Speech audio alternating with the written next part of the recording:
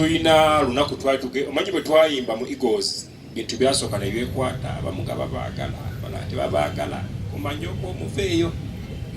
atubavuma kati waliwo kasitole kenjagadde mbanyumizeeko ketwalina ne muganda wange Misaki twali tugenda Mubende ku Nakayima ne batuwa olugambo abantu baali baagala mayinja baali baagala Honorable Lutaaya ne Irene Nabatogo abalala bonna ng'abantu tebabaagala nga gye tugenda kati ffe tulinga lesityo naye olugambo lwajja nga lugamba nti ffe bagenda kutugoba n'omukulu oyo ekipande nga bagala ky'abantu bameka mutudde mu baasi naye ekipande ekiddako temuliiko era papa n'antuma n'agamba nti sigenda kugobwa n'agamba nina amaanyi agagoberera abagoba yes bw'aba agamba nti nimba iwakana yagamba sigenda kugobwa era n'agamba nti nyamba owandiikire omuwalo ennyimba ebisigadde bindekere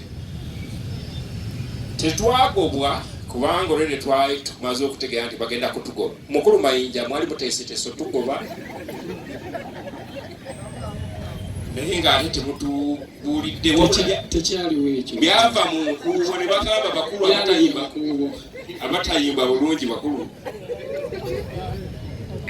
kati kwekkola oluyimba olwo lwetwakola lwe bayita Sweet wange si lwe luyimba lwetwasookerako twasooka ntumukola oluyimba ono yasooka n'ayimba akayimba tekavaamu naye nga kalungi oba tekafuna bulango bakayita Ian kekayimba ke yasooka okuyimba bwe yakayimba nabo bonna ne bakola bulungi ye n'asemba omuyimbi gwe tuzzeeko ku olwo ye yasemba bonna Beti Mpologoma yayimba ake ne kavaamu Sophie kavaamu nani oba tepu yali kava papa yagiteeka n'ogiteeka nga n'ennyimba azaddemu ssente empitirivu ate omuyimbi ate akende katakola kye bambi ne katavaayo ne kavumbeera naye nga tekaali kabi jasi ennyimba okimanyi nti olimba butolulanga tebalumanya mulumanya olwa Ian kati kaalina okutandikirako wa mukosa tieno soko kayimba Katonda yamponya nampa Iani omutima ne guwummula kamutijjise kuba okumwagala teyali nsobi ono buli kataba mpya gyendi byakola mbyagala egomba Iani amute namwekwata ono leka mwagala sikikyamu kuba nayafaayo omuntu omulumuzuula si kyangu okwagala okw'emirembe n'essanyu omutalikomo ebyo byendiraganga ndi nawe Iani akayimba kumwamirwande benjeri yakayiya kakati bwe twaveeyo lwe tutandise okutambula okusejjera tugenda okujjaawo abagoba ne bawandiika obubaluwa obugoba naye nga tebannabuteekako omukono ekirungi yali agoba omu tuli naye ne gwe baali bagoba omulala ajjidde mu kanzu naye tebaatugoba kuba omusajja oyo tatya yagamba n'angamba twasomera mu ssomero limu ne Misa Kisemakula we twava yatutendeka babiri naye alina kyamanyi kyemmanyi nange nina kyemmanyi kyamanyi n'antuma n'aŋŋamba nti wandiikira omuwalo ennyimba ebisigadde bindekere kuyimba kwange nayimbanga ne Aunt Mariam ono naye nga bwe muyimba mukoma mu studio toli mulabawo ku stage e Kamengo kubanga tamanyi nayo obaana bayo agenda ku mikolo kale babeetaage e Masaka anti Mariam abamuzannyo gwe ate nga kugwe aguwandika tolina bw'omukaka kyatukosa nnyo nti oluyimba lwamugamba twaluyimba ne lutunde eggwanga lyonna naye tetwaluyimbawo ku stage okuggyako ekitobero ekya CBS naye oluyimba olwo lwali lusobola okutambula Uganda ne lugimalako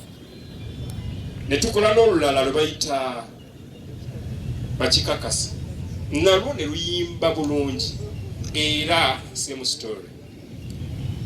naye nga tomunenya anti Mariam twabasanga already bo bayina ekifo kyabwe ate be batufula kino kituli kuba ne fene gye twagendanga yasooka tukola program nti wina kutambula bwe muti kati kusaasira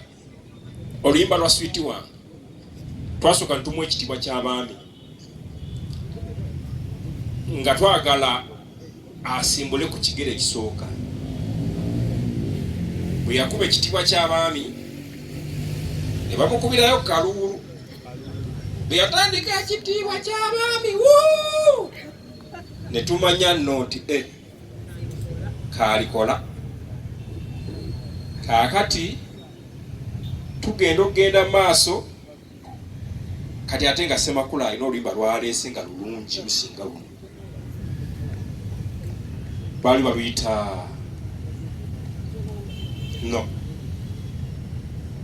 baali baluyita nga gye twava tulina okuddayo ku drawing board omunoonyeza oluyimba olupya olwoli lwali lugenze nnyo nga lwa misinde miyitirivu kwe kunoonya oluyimba lwe bayita Sweet One. Oluyimba olwo bwe twaluyiiya omuntu yateekamu ekigambo ekyalukuza bamuyita mayinja nze najja nga anjiiza ebintu byange Vagalanda naye naluteekamu ekigambo oli waggonjebwa nze nalina byentaddemu nga majaani kasasi era n'agamba bino bigobye ono ayimbe bw'ati wuuya atwogera byafaayo oluyimba olwo bwe twalumala mugenda mu studio twalikodingira wakasiwukira owakasiwukira mukulu Lutaaya Honorable eyakulembera okufuula omukyalo oyo kikyali mukubireko mbugalo n'aluproducinga yakubisa abakubi aba Eagles teyakubisa abakubi ba studio yatwala owa bass bamuyita Musoke n'atwala ow'ennanga baali bamuyita Freddy n'atwala n'omulala n'atwala ne Kenny n'agamba mu nkubire bino twagenda okuva mu studio ng'oluyimba lunyuma omukyalo oyo lwasimbula era kyova olaba nti ffe wadde kusaasira munene naye ffe tukyamulabira mu butono buli yaliko omutono wadde abamulabye ageze okutuuka gyali naye ennyimba ezo zamala ne zifuuka ensonga mu ggwanga nti oluyimba lwamala ne lufuuka kyamaanyi nnyo ng'oluyimba kiro wali owulidde kubanga ne mu Eagles yatuvaako n'atandika okuyimba mu Diamond production eya Katolo Bwana nga Kato amuwe ssente azibala tannatuuka era mukulu Mayinja oyo yayimirira n'aga nti kakati bw'oba osazeewo okusula Eagles awo wo tugenda kukwatagana naye ng'olwedde bamubalira omukakasi gwe yatuuka ekikali kikubyeko muntu ogwo era nakakijjukira wano nti Eagles production yalimu ebibiina 10 Eagles emu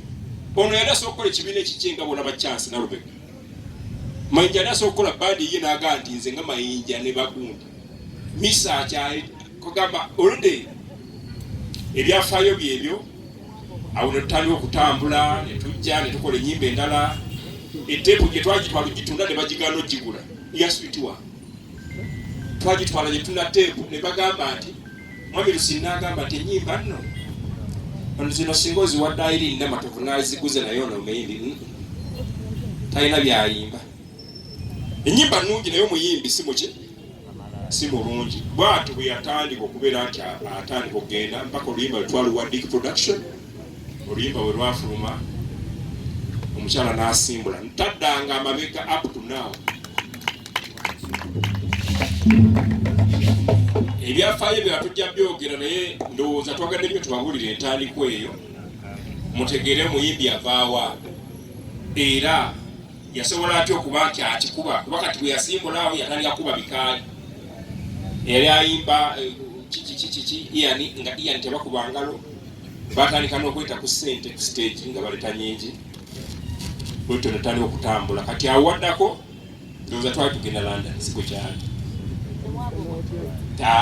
batugoba tebatugoba baamala ne bagaba beerwanyeeko. Omukulu omugobi teyatugoba yagamba bokasa abaana bange okoze bulungi nga kyebaagala kandi tekwali kutugoba basically naye kwali kututeeka mu mutima kukola ki. Kati ate nze nalinga nnyimba nnyo ne Aunt Mariam ono ate nze nemuleke nandekereranga naye ali mizannyo gye. Kati ate nange nensigalira bwentyo naye nefunayo mwenda Lukaku wali ng'akuba goolo. So bwetyo bwe twajja kutambula ebisigadde ndowooza nja kubyogera ku lunaku luli nange ng'afunye obudde.